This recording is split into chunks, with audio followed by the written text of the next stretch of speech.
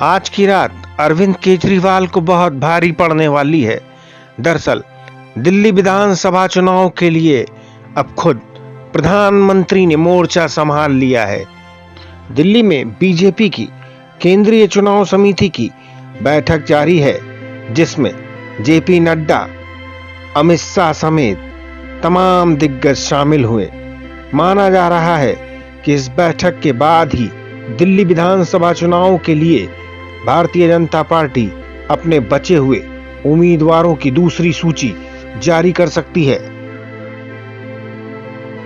हालांकि केजरीवाल भी कम खिलाड़ी नहीं है, उन्होंने भी एक बड़ा दांव चल दिया है। यानी बीजेपी की दूसरी सूची आने से पहले ही केजरीवाल ने एक बड़ी चाल चली है, बताएंगे।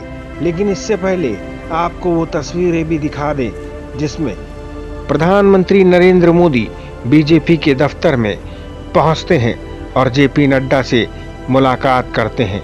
हालांकि यहां पर उन्होंने मीडिया वालों का हालचाल भी जाना और ठंड में बचने की नसीहत भी दी।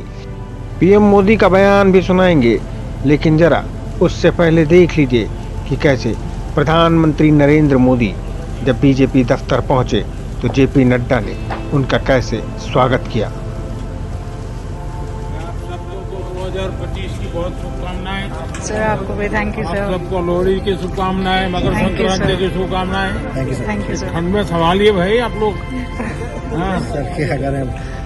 नहीं कुछ सर पे रखिए, इनको कुछ ठंड में तकलीफ होगी। आप कैसे हैं सर? मेरा थैंक यू।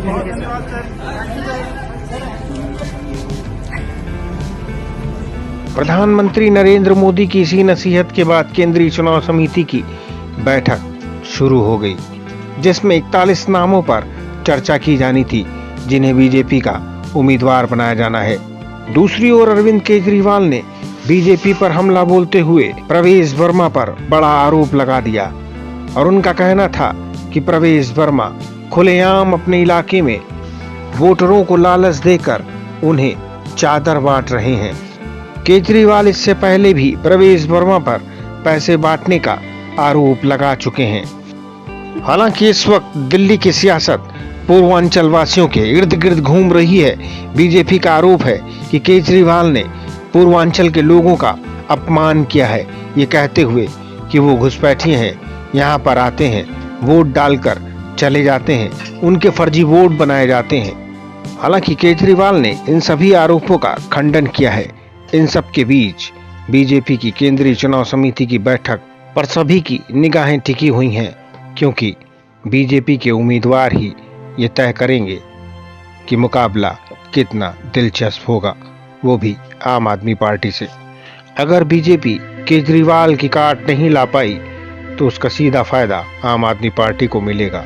शायद यही वजह है कि आज की रात केजरीवाल के लिए भी भारी है।